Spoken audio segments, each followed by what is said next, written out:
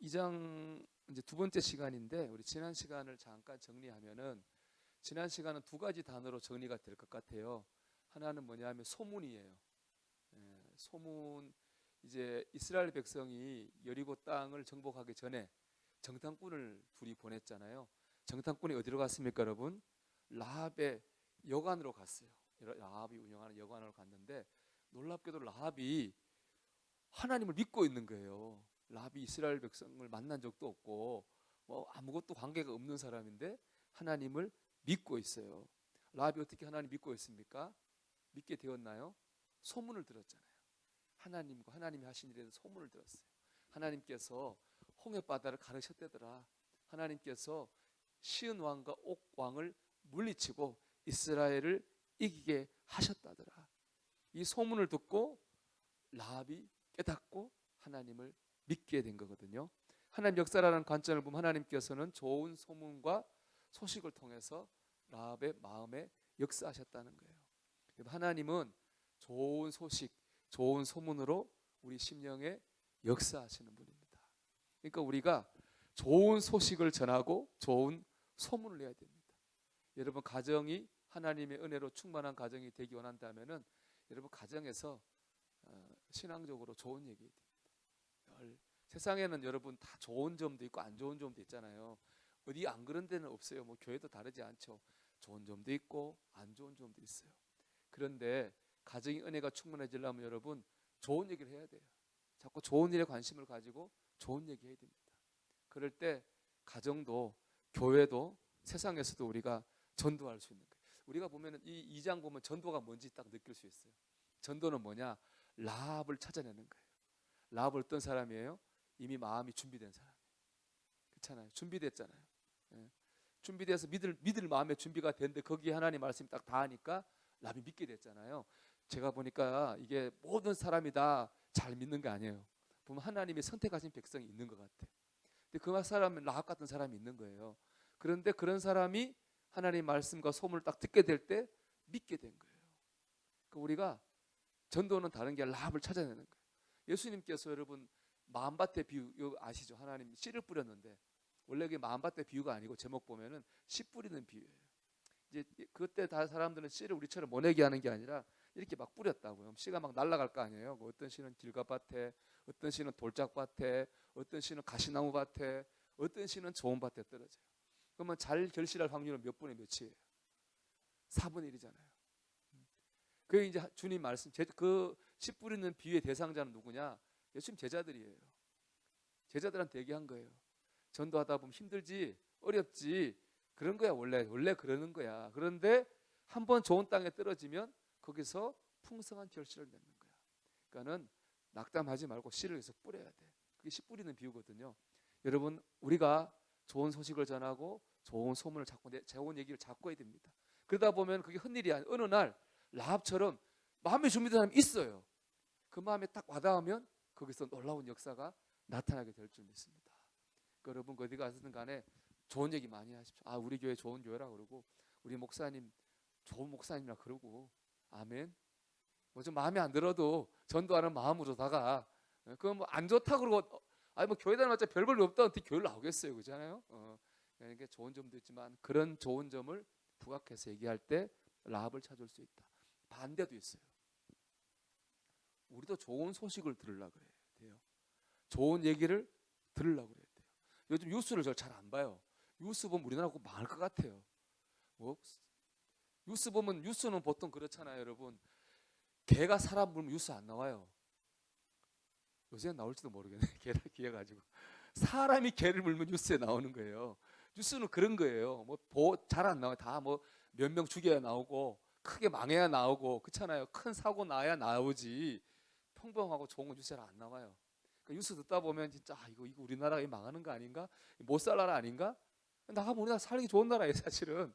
그런데 뉴스는 그렇다 이거예요. 그러니까 자꾸 뉴스 들으면은 저는 좀 안 좋더라고. 잘 안 들어요. 오히려 보면은 극동방송에 아침에 방송할 때 보면은 여러분 소망 뉴스라고 하잖아요. 전 세계 좋은 뉴스를 모아서 하잖아요. 그거 들으니까 좋더라고. 좋은 것 같아요. 좋은 얘기 들어요. TV를 봐도 저는 그래가지고 가능하면은 재밌는 거 웃기는 거 봐요. 뭐 굳이 본다면은 웃을 마음에 준비하고 코미디 프로 같은 거 있잖아요. 막 웃다 보면 기분 좋아져요. 예. 여러분 자꾸 좋은 걸 보고 좋은 걸 들으려고 그래야 돼. 돌아가신 옥하는 목사님 예전에 설교 들을 때 그런 말씀하시더라고요. 이분 어떤 미담 기사가 있으면 그걸 오린대요. 그래서 성경책 앞에 붙여놓고 새벽 되면 예배 마치고 한번 그걸 읽는데 하루 시작할 때. 그런 뭐 지유전자인가 하버드에서 연구한 건데 그런 지 뭔가가 있대. 그러면 몸과 마음이 건강해진다는 거예요. 저는 그 얘기 듣고 뭐 그런 과학적인 건 잘 알지 못하지만 어쨌든 좋은 얘기 듣고 좋은 말씀 듣고 좋은 찬양 들을 때 우리가 은혜 충만한 삶을 사는 거예요. 여러분, 그러니까는 골치 아픈 거는 안 볼라도 막 보이잖아요. 그런 거 하지 마. 우리가 노력을 할 수 있는 대로 좋은 거 듣고 좋은 거 보려고 여러분 노력하시기를 축복합니다. 예. 자, 그 다음 주제는 관점이에요. 관점. 여러분, 몸이 1000양이면 눈은 몇 양이에요? 900양이죠. 눈이 중요하다 이거예요. 신앙생활도 마찬가지예요. 개인의 신앙생활도 가정과 교회의 신앙생활도 제일 중요한 건 뭐냐면 눈이에요. 눈이 바로 믿음이에요. 보이는 수준이 믿음의 수준이라는 얘기예요. 그래서 제가 믿음의 관점을 지난주에 얘기하면서 꼭 여러분 이거 기억하시라고 말했어요.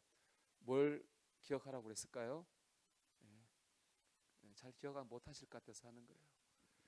두 가지 현실을 같이 봐야 된다고 그랬어요.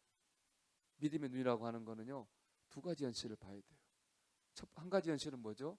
육체의 눈으로 보이는 현실이죠. 그 다음에 뭐죠? 영적인 현실도 볼 수 있어야 돼요. 영적인 현실은 뭐죠? 하나님께서 나와 함께 하신다는 거예요. 가나안 정복뿐만 알 수 있잖아요.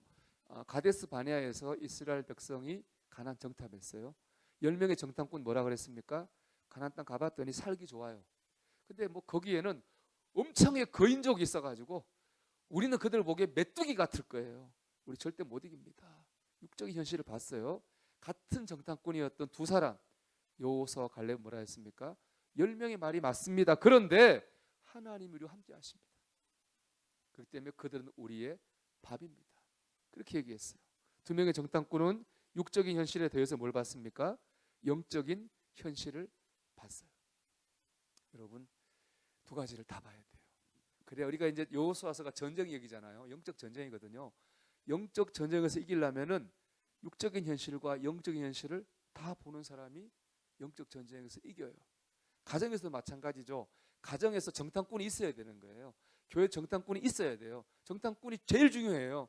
정탐꾼이 두 가지 현실을 다 볼 때 그 가정이 영적으로 이기는 거예요. 정탐꾼이 두 가지 현실을 다 볼 때 그 교회가 승리하는 거예요. 저는 여러분들 이 두 가지 현실을 다 볼 수 있는 그런 믿음의 사람이 되기를 축복합니다. 우리가 지난주 봤던 이 소문과 관점이었고요. 오늘 이제 2장 다른 부분을 볼 건데 2장 15절에서 우리 21절까지 말씀을 한 절씩 한번 교독해 보겠습니다.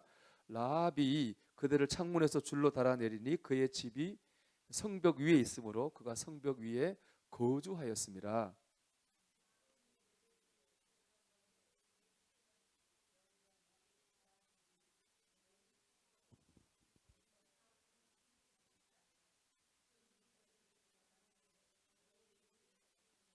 그 사람들이 그에게 이르되 내가 우리에게 서약하게 한 이 맹세에 대하여 우리가 허물이 없게 하리니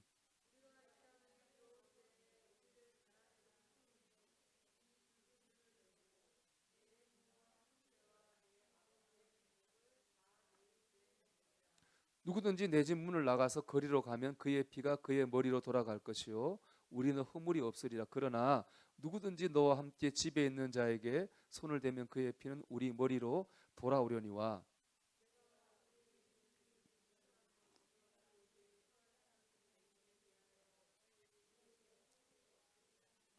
라비 이르되 너희의 말대로 할 것이라 하고 그들을 보내어 가게 하고 붉은 줄을 창문에 매니라. 아멘. 자, 제가 이제 보는 이 성경의 방법은 프리셉트라고도 하고 귀납법적 연구 방법이라고도 해요. 여기서 제일 중요한 건 뭐냐? 그 본문 안에서 대조를 찾는 거예요. 이게 히브리 문법이에요. 히브리 문법은 뭐냐? 성경의 문법은 뭐냐? 대조를 항상 해요. 그러면서 그 대조의 이유는 뭐냐? 강조예요. 하나님 말씀이 다 귀하지만 이게 제일 중요하다. 그게 바로 대조거든요. 근데 오늘 이 여호수아 2장에 보면은 대조되는 딱 두 사람이 있어요. 여러분 표를 보면 나오죠. 한 사람은 누구냐? 여리고 왕이에요. 또 한 사람은 기생 라합이에요. 자, 한번 표를 보면서 여러분 볼게요. 첫째, 같은 점을 말씀드려 볼게요. 두 사람의 같은 점은 뭡니까? 이방인이에요. 둘 다 하나님을 믿지 않는 사람이죠. 여리고 사람이에요. 하나님 믿지 않던 사람이에요. 자, 두 번째는 둘 다 하나님이 이스라엘 백성이 행하신 소문을 들었어요. 10절 말씀 보면 이는 너희가 앞에 보면 나오니까 여러분 보셔도 돼요. 이는 너희가 애굽에서 나올 때에 여호와께서 너희 앞에서 홍해 물을 마르게 하신 일과 너희가 요단 저쪽에는 아모리 사람의 두 왕 시온과 오게 행한 일 곧 그들을 전멸시킨 일을 우리가 들었음이니라. 라합이 뭐라고 했어요? 내가 들었다고 했나요? 아니요. 우리가 들었다고 그랬어요. 그러니까 이 소문은 라합만 들은 게 아니에요. 여리고 사람은 다 들은 거예요. 당연히 왕은 당연히 들었겠죠. 정보가 제일 빠른 사람이니까. 둘 다 하나님이 행하신 일을 들었어요. 자, 똑같은 것 또 하나는 뭐냐? 정탐꾼이 여리고 땅에 들어왔다고 하는 것도 둘 다 알아요. 우리 2장 2절 말씀 보면 이렇게 되어 있죠. 어떤 사람이 여리고 왕에게 말하여 이르되 보소서 이 밤에 이스라엘 자손 중에 몇 사람이 이 땅을 정탐하러 이리로 들어왔나이다. 간첩이 들어온 걸 이제 신고한 거죠. 왕이 알았죠. 왕이 3절 보면 3절도 볼게요. 여리고 왕이 라합에게 사람을 보내 이르되 내게로 와서 내 집에 들어간 그 사람들을 끌어내라. 그들은 이 온 땅을 정탐하러 왔느니라. 왕이 이제 그 간첩이 라합 집에 있다는 얘기 듣고 라합한테 이제 알린 거죠. 니네 집에 간첩이 있다. 그러니까 여리고 왕도 라합도 다 간첩이 온 걸 알게 아는 거예요. 이방인이었고 하나님에 대한 소문도 들었고 정탐꾼이 왔다고 하는 걸 들은 거는 똑같아요. 근데 다른 게 있어요. 대조점이. 첫째는 뭐냐? 신분이 달랐죠, 그죠? 한 사람은 왕이고 한 사람은 기생이고 뭐 하늘과 땅 차이죠. 두 번째 제일 중요한 차이가 여기 있어요. 왕은 믿지 않았고요. 라합은 믿었어요. 그 믿음의 대상은 뭐죠? 하나님과 하나님이 하신 일에 대해서 라합은 믿었어요. 근데 왕은 믿지 않았어요. 즉 소문이잖아요. 그 소문을 듣고 라합은 믿었어요. 마음문을 열고 믿었다고요. 근데 여리고 왕은 마음의 문을 꽉 닫고 믿지 않았어요. 차이가 있죠. 세 번째 차이는 뭐냐? 왕은 끝까지 불신앙의 행동을 했고 라합은 믿음의 행동을 했어요. 이건 이제 정탐꾼을 대하는 자세예요. 왕은 어떻게 했습니까? 끝까지 정탐꾼을 추격했어요. 죽이려고. 끝까지 죽이려고 추격을 했고 라합은 어떻게 했습니까? 두 정탐꾼을 끝까지 숨겨줬잖아요. 서로 이렇게 믿음이 다르니까 믿음의 행동이 서로 달랐어요. 그것뿐 아니죠. 라합은 또 적극적이에요. 더. 라합은 정탐꾼들 앞에서 자기 신앙을 고백해요. 11절 말씀인데요. 같이 읽어볼까요? 너희 하나님 여호와는 위로는 하늘에서도 아래로는 땅에서도 하나님이시니라. 그러니까 라합이 정탐꾼들 앞에서 하나님 신앙 고백해. 마치 가이사랴 빌립보에서 베드로가 신앙 고백하잖아요. 주는 그리스도시요 살아계신 하나님의 아들입니다 라는 신앙 고백을 정탐꾼 앞에서 해요. 그뿐 아니라 자기 가족도 구원해달라 요청도 해요. 13절입니다. 나의 부모와 나의 남녀 형제와 그들에게 속한 모든 사람을 살려주어 우리 목숨을 죽음에서 건져내라. 야, 이게 이제 차이예요. 차이예요. 여리고 왕과 라합은 신분이 달랐어요. 서로 믿고 안 믿는 게 달랐어요. 그 다음 믿음의 행동을 하고 안 하는 게 달랐어요. 결과가 어떻게 됐나 볼게요. 자, 여호수아서 6장 21절 말씀 같이 읽어보겠습니다. 그 성 안에 있는 모든 것을 온전히 바치되 남녀 노소와 소와 양과 나귀를 칼날로 멸하니라. 이건 이제 헤렘이라고 하는데 그 당시 고대 중동의 전쟁은 신들의 전쟁이에요. 그렇게 생각을 했어요. 우리 신과 니네 신이 싸우는 거예요. 그럼 이기잖아요. 그 첫 예물을 하나님께 다 바쳐요. 그걸 헤렘이라 그래요. 여리고 성은 이스라엘에서 처음 전쟁이에요. 그 다음 전쟁보다 안 그러는데 이 첫 전쟁은 하나님께 다 바쳐야 돼요. 그게 바로 저 진멸론, 다 진멸하는 거예요. 그 다음 전쟁부터 그렇게 안 하거든요. 여리고는 그렇게 했어요. 진멸했어요. 그러면 왕도 죽었겠죠, 당연히. 왕도 죽은 거예요, 저기서. 죽었어요. 근데 라합과 라합의 가족은 어떻게 됐습니까? 여호수아 6장 25절입니다. 여호수아가 기생 라합과 그의 아버지의 가족과 그에 속한 모든 것을 살렸으므로 그가 오늘까지 이스라엘 중에 거주하였으니 이는 여호수아가 여리고를 정탐하려고 보낸 사자들을 숨겼음이었더라. 아멘. 왕은 죽었어요. 왕의 가족도 다 죽었어요. 그런데 라합과 라합의 가족은 살았어요. 예. 이게 믿고 안 믿고의 차이죠. 그뿐 아니에요. 마태복음 1장 5절 6절 보면 이런 말씀이 있습니다. 성경의 신비인데 살몬은 라합에게서 보아스를 낳고 보아스는 룻에게서 오벳을 낳고 오벳은 이새를 낳고 이새는 다윗 왕을 낳으니라. 예수님의 족보예요. 예수님이 족보를 따라 오셨다는 거거든요. 그런데 이제 다윗 왕 올라가다 보니까 다윗 왕의 정주 할머니가 누구예요? 라합이에요. 여러분 유대인들은 순혈주죠. 순혈주의. 엄청 우리 족보도 그렇잖아요. 피가 중요하잖아요. 피가. 그리고 또 아이고 족보에 뭐 유명 우리 누구는 뭐 저도 끊을 때부터 귀가 닦게 들었습니다. 우리 충렬공파는 황희정성이 조상이라고. 저 사실이 아닌지 몰라 했던 왜 들었어. 그 뭐 항상 그런 자랑 얘기하잖아요. 근데 벌써 이 족보에 누가 들어가? 예수님 족보에 누가 들어가 있어요? 귀생 라합이 들어가 있는 거예요. 귀생 라합이. 뭘 자랑해요 이게? 하나님은 귀생 라합을 통해서 구원의 역사를 이뤄가셨어요. 이게 신비예요. 신비. 하나님 믿었더니 그와 그의 집이 구원받았을 뿐 아니라 그의 삶이 하나님께 귀하게 쓰임받는 축복을 받았다는 거예요. 자, 여리고 왕과 라합의 운명을 가는 건 뭡니까 여러분? 믿었느냐 안 믿었느냐의 차이죠. 믿고 안 믿고의 차이인 거예요. 여리고 왕은 안 믿어서 망했고 라합은 믿어서 구원받고 복을 받은 거죠. 중요한 건 믿는 거예요. 우리 요한복음 3장 16절 18절 말씀 우리 16절 같이 읽어볼까요? 하나님이 세상을 이처럼 사랑하사 독생자를 주셨으니 그를 믿는 자마다 멸망하지 않고 영생을 얻게 하려 하심이라. 아멘. 어떤 사람마다요? 하나님이 이 땅에 온 거 다 똑같아. 독생자로 오신 건 우리 모두가 똑같아요. 그런데 누가 멸망하지 않고 영생을 얻습니까? 믿는 사람이 얻는 거예요. 우리 18절 읽어볼게요. 그를 믿는 자는 심판을 받지 아니하는 것이요 믿지 아니하는 자는 하나님의 독생자 이름을 믿지 아니함으로 벌써 심판을 받은 것이니라. 아멘. 왕이냐 기생이냐 라고 하는 신분은 전혀 중요하지 않는 거예요. 중요한 건 뭡니까 여러분? 믿는 거예요. 하나님의 소문이 여리고 왕과 라합에게 똑같이 들렸잖아요. 그것처럼 예수님 오신 것도 우리 모두가 다 이제는 알고 있어요. 여기에서 운명을 가르는 건 뭐예요? 믿느냐 안 믿느냐 하는 겁니다. 믿으면 영생을 멸망하지 않고 영생을 얻는 거예요. 믿어야 되는 거죠. 이건 구원 안 받고를 넘어 뿐 아니라 이 땅에서 어떻게 사느냐라고 하는 것도 믿음에 달려 있는 거예요. 로마서 말씀 볼게요.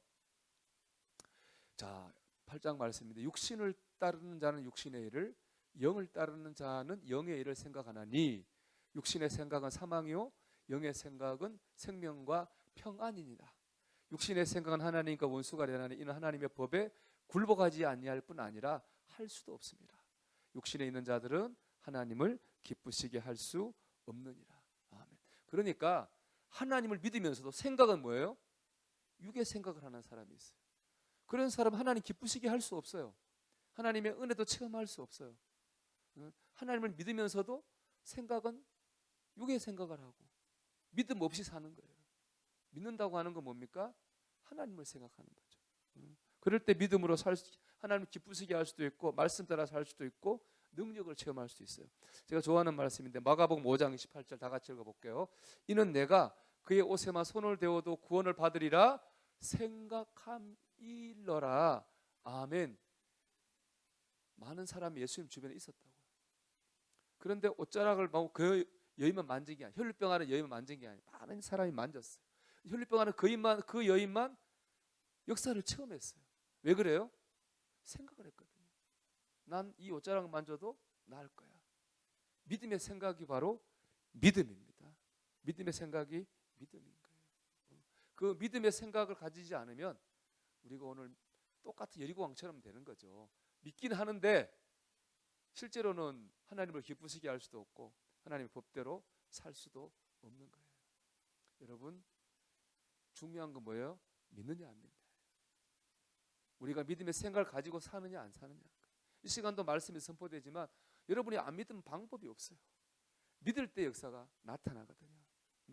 결국엔 생각이라고 하는 건 관점의 문제. 다시 또 관점의 문제로 돌아가는 거예요. 생각은 어떤 생각이랑 어떤 관점이라는 얘기잖아요. 똑같으로 돌아가는 거예요. 여러분 이제 그 당시에 여리고성을 성경에서요. 여리고성을 말할 때마다 항상 앞에 붙는 수식어가 있어요. 그건 뭐냐? 큰 성이에요. 항상 큰 성 여리고이라고 표현해요. 그만큼 여리고성이 커요. 여리고가 이제 저도 가보니까 여리고가 이제 성터가 있거든요. 거기 보면은 성터가 흙무대기가 막 이렇게 언덕처럼 막 있어요. 그거 흙무대기를 막 파놨어요. 깊이 파놨는데 저희 보면 이제 그 퇴적층들이 서로 달라요. 여기 뭐 좀 흙이 달라요. 근데 저 밑에 그 보니까 그게 8,000년에서 10,000년 된 흙이에요. 조사를 해봤더니 그 말은 뭐죠? 여리고성은 10,000년 전에도 거기 있었다. 10,000년 전에 우리가 배운 과학 역사로 하면 신석기 시대입니다. 돌 들고 싸울 때. 그만큼 여리고성은 오래된 성, 큰 성이에요. 문화도 발달해 있어요. 그래서 거기에 비해서 이스라엘 백성은 뭐예요? 난민이에요. 난민. 숫자는 많지만 난민입니다. 그 난민들이 여리고성을 이긴다? 어려워 불가능한 일이에요. 그러니까 여리고 왕이나 여리고 사람들은 별로 신경을 안 쓴 거예요. 우리가 이길 거니까 저 난민들을. 근데 라합은 어떻게 해요? 그런 중에도 뭐였습니까? 믿었잖아요. 이게 보면은 이제 6장에 보면은 여리고성 공 6장에 나오거든요. 6장에 보면 이런 표현이 있어요. 이스라엘 백성이 이제 갔는데 여리고 성문은 굳게 닫혔더라. 이런 표현이 있어요. 그냥 닫혔다라면 되잖아요. 성경에 모든 게 뜻이 있어요. 굳게 닫혔다는 말은 굳게는 뭐냐?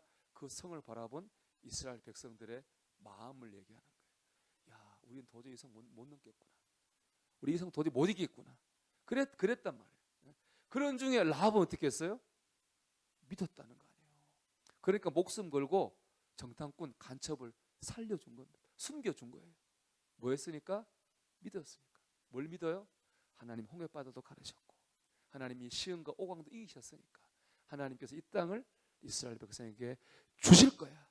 그걸 딱 믿으니까 그런 행동을 할 수가 있는 것이었습니다. 여러분 그런 생각과 관점이 중요한 거죠. 우리 히브리서 11장 24절 26절 말씀 볼게요.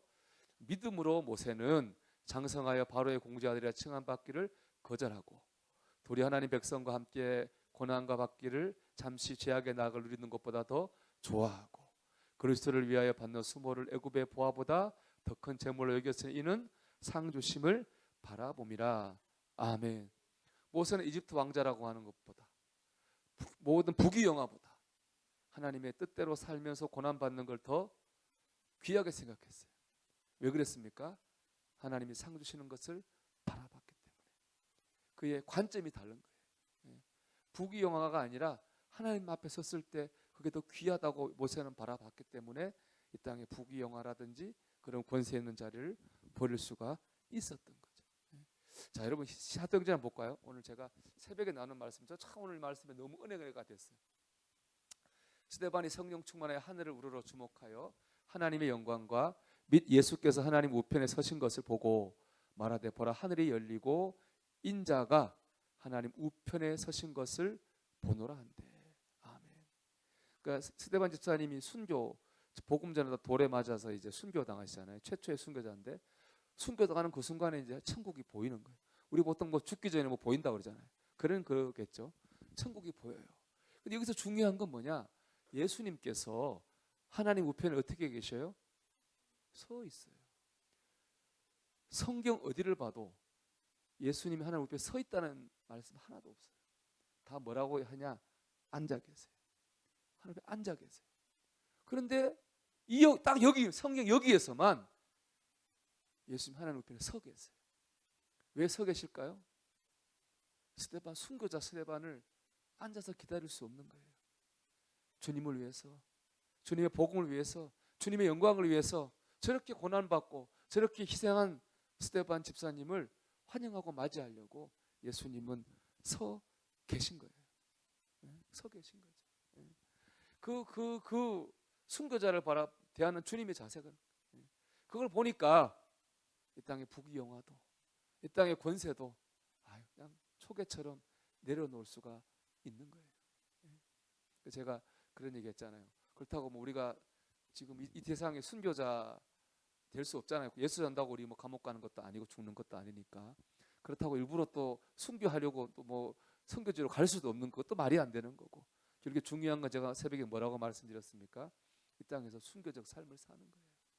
우리가 복음 전하기 위해 주님 영광 나타나기 위해서 우리가 나를 죽이는 거예요. 내려놓는 거죠. 내려놓고 죽이는 게 여러분 어렵습니다. 예. 제가 이제 좀 그동안 목회하다 보면은 참 재미있는 공통점이 있어요. 보면은 속으로 속해 뭐 인도하다 보면은 저 부모님들이 항상 그래. 아, 목사님 진짜 저 내려놨습니다. 우리 애들 진짜 하나님께 막 저 내려놔 신경 안 쓰기로 했어요. 내려놨습니다. 딱 얘기를 해요. 그 다음 주 가면 그 전에 똑같아. 내려놓아지지 않아요. 그래 내려놓기 힘들어요. 그렇잖아요. 힘들어요. 힘든 거예요. 근데 뭘 보고 할 수 있습니까? 하나님 보고 하는 거예요. 제가 오늘 이제 미담 기사 같은 거 저를 찾아보는 편이거든요. 오늘 기사 봤더니 신영균이라고 하는 영화 배우 얘기 나왔어요. 여러분 신영균 씨 여러분 어른들은 다 아시죠? 아는데 그분이 95세랍니다 지금. 근데 그분이 영화인 하잖아요. 근데 단편 영화, 독립 영화 하는데 그분이 한 100억인가 120억을 예전에 기부했대요. 근데 이번에도 오늘 기사 왜 나왔냐? 이승만 대통령 기념관을 만드는데 아마 이분이 북한 분인데 고향이 비슷한가 봐요. 그분하고 자기 땅 서울 땅 4,000평을 기증하기로 했다는 거예요.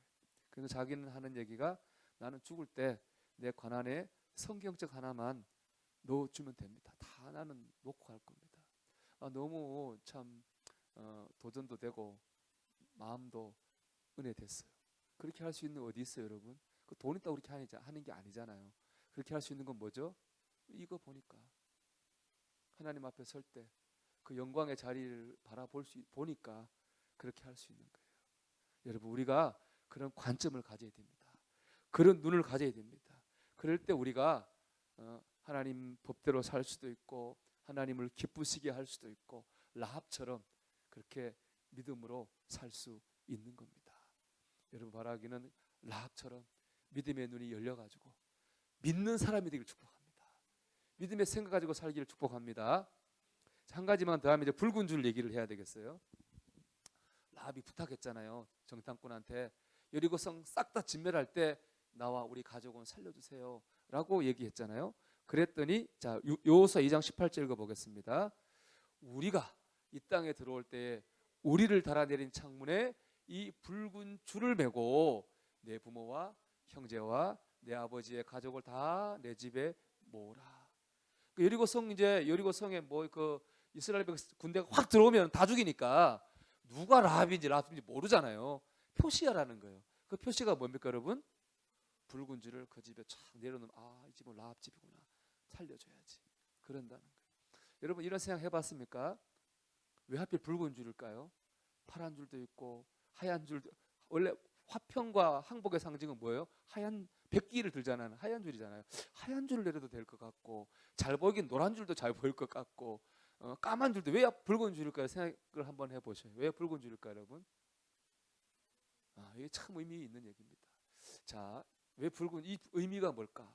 성경은요. 이제 보려고 하는 게 성경의 신비예요. 성경은 약 40명의 저자가 수천 년을 걸쳐 썼어요. 그렇기 때문에 다 관점이 달라요.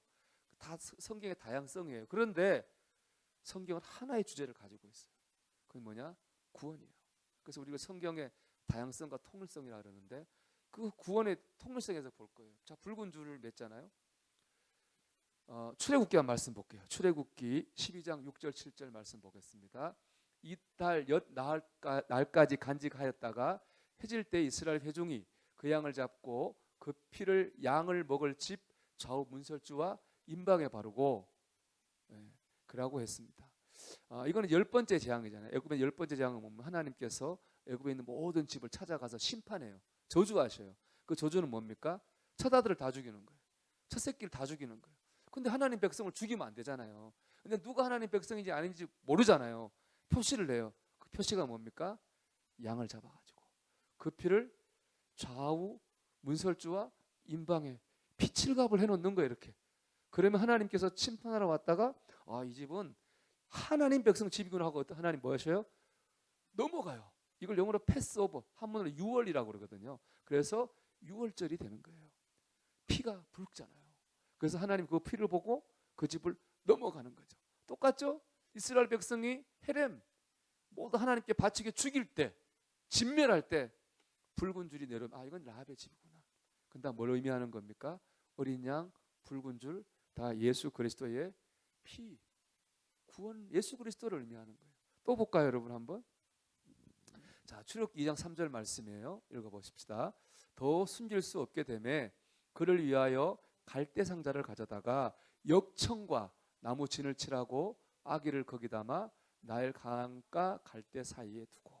자, 갈대 상자가 있어요. 왜 있냐면 이제 애굽 왕이 이스라엘 인구가 자꾸 늘어나니까 인구를 말살해야 되겠다 싶어가지고 딸을 낳으면 살려놓고 아들 낳으면 어떻게 죽이라 그랬잖아요. 근데 산파들이 그리 안 했단 말이에요. 특히 모세가 태어났는데 죽일 수가 없어요.